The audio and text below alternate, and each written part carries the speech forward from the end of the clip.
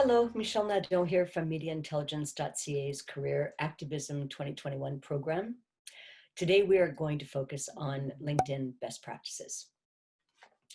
Very first thing with respect to LinkedIn is ensure that your profile is filled out to the very best of your ability and that the information on your profile matches what is listed on your resume.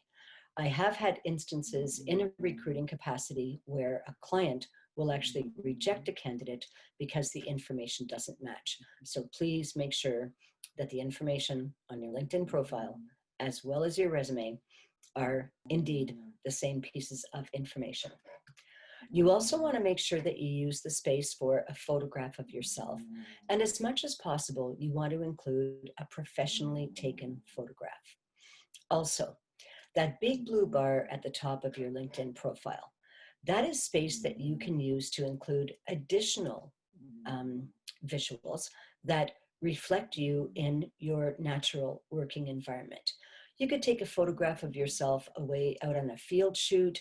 You could include a photograph that showcases you in your workplace, in a studio, or at your computer. Anything that is reflective of your professional competency could be included in that photograph and help give the viewer an additional sense of who you are as a professional in your community. The next most important thing with your LinkedIn profile, please, is include your full contact information. Now, I do know and I respect that certain people don't want to include their information, their contact information for privacy reasons, and I do respect that.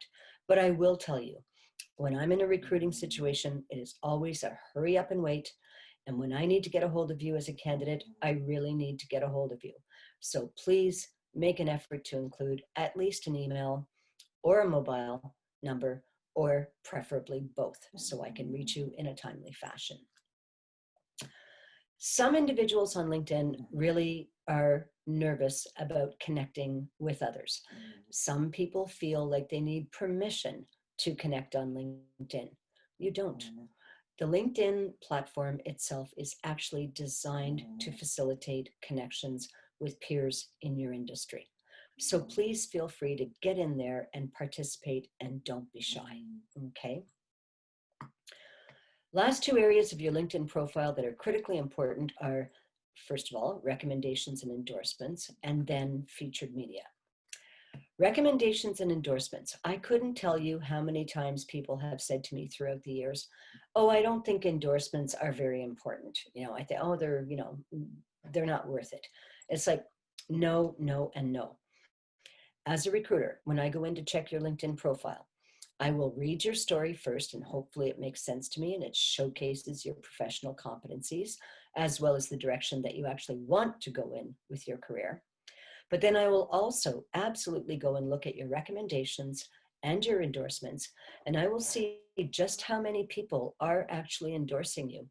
And there's a real difference between having 5 skills listed with 5 or 10 individuals who support you in those skills, or having 5 or 10 skills listed and having 20, 30, 40 people support you in those skills.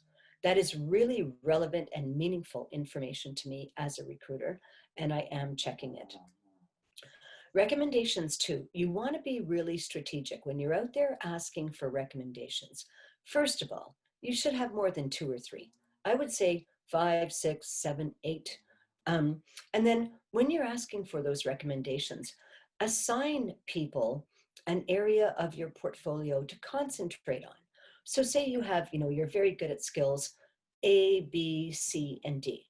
Well, ask the first person to concentrate on A, the second one on B, the third one on C, and the fourth one on D.